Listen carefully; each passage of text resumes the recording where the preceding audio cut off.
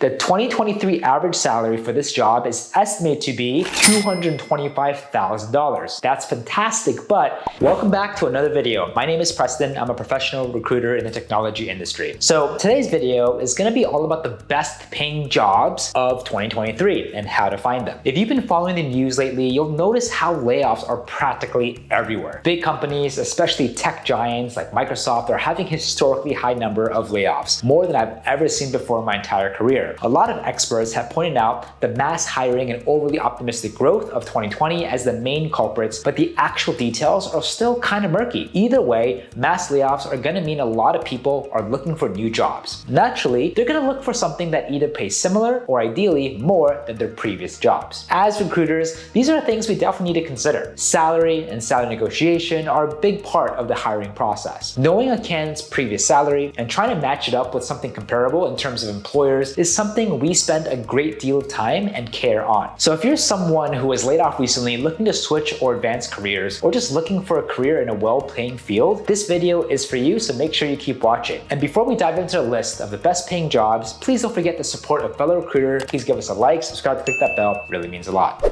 Data scientist. So data scientists are definitely in high demand this year, and for good reason. The amount of data and information coming our way has been growing exponentially. There is literally more data than we can handle. As a data scientist, you'll be working with cutting-edge tech like machine learning, artificial intelligence, and big data platforms that analyze text, images, audio, and video. You also may be involved in developing new products and services, improving company operations, and making strategic business decisions. Data scientists are also going to need really strong communication and problem-solving skills. You'll need to be able to communicate their findings and recommendations to non-technical stakeholders, which honestly might be harder than the actual work you have to do. For tech guys, quickly communicating with each other and their teams is usually pretty straightforward. Explaining how things work and how it will help people who have zero knowledge of the subject is quite literally a talent. Maybe that's why their salaries are so high. But if you're able to analyze data, but also a good communicator and work well with teams, you'll kill it here. And salary? The salary for data scientists can vary depending on factors such as location, industry, and experience levels. But you can generally expect 6 figures, with some senior roles even earning perhaps 7 figures. Many companies offer generous benefit packages, including health insurance, retirement plans, and paid time off. Some companies also offer flexible working arrangements, such as the ability to work from home or to have a flexible schedule. Working from home is definitely going to be the new normal, especially for jobs in tech. So if that's a perk you're interested in, tech might be for you. Some of you might be thinking, okay, so data scientist sounds really nice, but I don't have a background in tech or the credentials needed to land a position like this. And here's the thing, I totally understand. So for this next one, I'm going to show you a job in tech that doesn't even require you to have a degree. Software developer quality assurance analyst. This is definitely a more fancy sounding title. This job is basically going to require you to look for bugs and errors in all types of different software. The need for jobs like this has been growing like crazy lately, and many are finding themselves with high 5-figure or even 6-figure starting salaries. The nature of this job means that you can work remotely from your laptop. Many are taking advantage of this opportunity and earning their high salary, but living somewhere that has lower costs of living. I remember one guy, in fact, early 20s, he got a job doing manual QA for Tesla, and he started with a $115,000 salary. To top it off, he chose to live in Mexico by the beach. Not bad if you ask me. Now, before you get too excited and think that you'll be earning 6 figures, drinking margaritas on the beach, realize that cases like this are more the exception than the rule. It doesn't mean it's not possible though. QA essentially comes in 2 varieties, manual and automated. As the name suggests, manual involves a more hands-on approach that brings people on board to act as bug testers. It usually does cost more, but it is useful for catching things that AI or other automated software might miss. Every tech company uses specialists like this, who test out things like user interface, UI, user experience or UX, and other functionalities of their program or site. Literally every web page, app on your phone, streaming services, etc. has passed before the eyes of a manual quality assurance specialist. For automated, it's a bit different. The person they hire will be in charge of making sure the automated process goes smoothly, and they probably will still have to manually review it at the end, but spend less hours doing so naturally. Automated QA is useful for things like load testing or repeated execution testing, which are tasks that are more suited for computers than people. Basically, if it's repetitive, single, but time-consuming, you want to automate it. To become a manual QA tester, you want to make sure that you can accurately mimic a user's experience and be able to really see things like design, interface, and usability from their perspective. You also want to dig deeper into how websites and apps work. So while a background in tech tech is preferred, it's still not a hard requirement because there are a wealth of online classes and courses you can take to learn about it. For automated QA, you'll definitely want to be proficient at coding and programming because you'll be building scripts that will automate use cases. This is also something that you can learn online nowadays, although many employers might still prefer a degree in computer science. Digital marketer. Digital marketing is a wide field that covers various skills such as SEO, social media management, email marketing, and paid advertising. It's a pretty fast-growing field, with the study by the University of Alabama's Department of Management Information Systems predicting that by 2023, it will be one of the highest paying jobs in America with over 1 million unfilled positions and a 32% growth in the last 4 years. That is absolutely insane. Very, very rarely do we ever see something like that. With an average salary of around $130,000, spots are still competitive, but with the amount of openings available, you'll definitely be able to find a company that suits you. If you already have sales and advertising experience, there's also the position of marketing manager, which is basically like being a marketer, only you'll be managing a team of marketers as the name implies. This is also something you can move up to after a few years of experience as a marketer. The median salary for this one is around $135,000, and in some places like New York, the average salary is as high as $190,000. This is definitely a field with a lot of upward potential. So marketing, especially of the digital variety, is a fairly wide field. You could be managing social media accounts, creating advertising, writing scripts, doing copywriting work, working on an email campaign, optimizing content for search engines. The list goes on and on and on. It's definitely in your best interest to be familiar with these various fields, but honing your craft on one or two so you can rightfully present yourself as an expert and earn that nice salary. SEO, or search engine optimization, is a pretty good one right now, as is anything to do with social media. YouTube, Instagram, TikTok, even Facebook are all massive platforms for advertising and consuming content. Don't believe me? Well, where are you watching this video right now?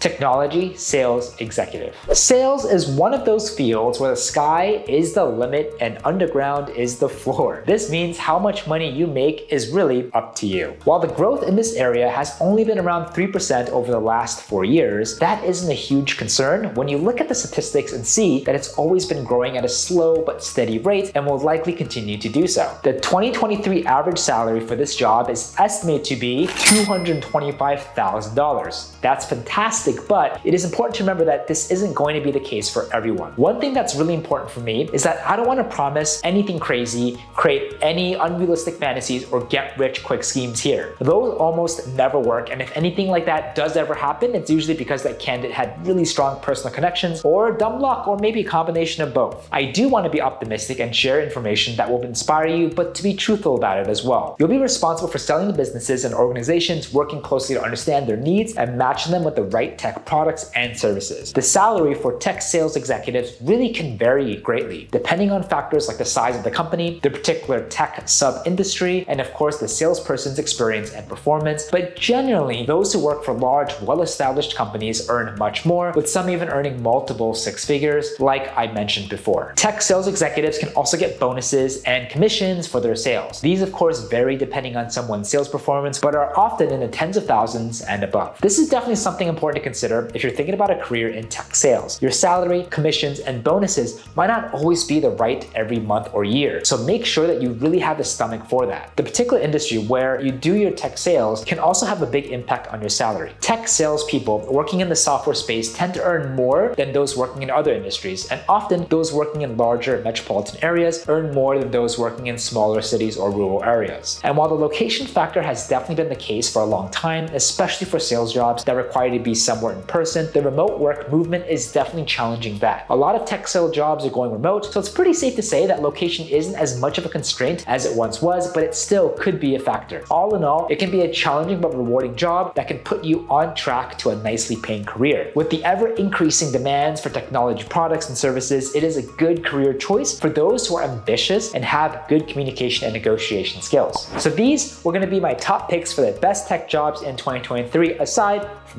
tech recruiting. I try to look at not just salaries, but also growth and how likely it is that these jobs will actually be needed in the future. Obviously, I want to exclude anything I think will be obsolete, and with the growing intelligence of AI and automation, a lot of things like data entry, research, and customer service roles could be in real danger. On the flip side, the emergence of automation is going to create new jobs, so definitely keep up to date on that news. Let me know down in the comments if you agree with this short list or if you think there's another job that really needs to be there. Who knows? If there really are a bunch of things that deserve their own video, video, that might be what we do next. As always, thank you so much for watching, and please consider supporting a fellow recruiter. Give us a like, subscribe, click that bell, really means a lot. Please feel free to follow me at Preston_Park as I try my best to also post behind the scenes content daily. Thank you so much again, and we'll see you on the next one.